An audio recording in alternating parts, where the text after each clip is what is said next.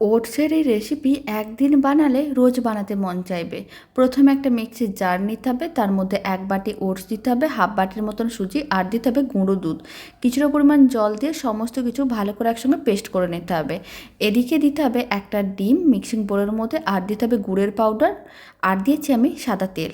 খুব ভালো করে মিশিয়ে নিতে হবে। তারপরে যে মিশ্রণটা রেডি করে নিয়েছিলাম মিক্সির জারের মধ্যে, সেই মিশ্রণটাও দিয়ে দিলাম। আর অল্প একটু দিলাম vanilla essence, baking powder, baking soda. সমস্ত কিছু ভালো করে মিশিয়ে নিতে হবে। তারপরে বেশ কয়েকটা স্টিলের বাটিতে অল্প করে একটু তেল ব্রাশ করে নিতে হবে, আর মিশ্রণটা দিয়ে দিতে হবে।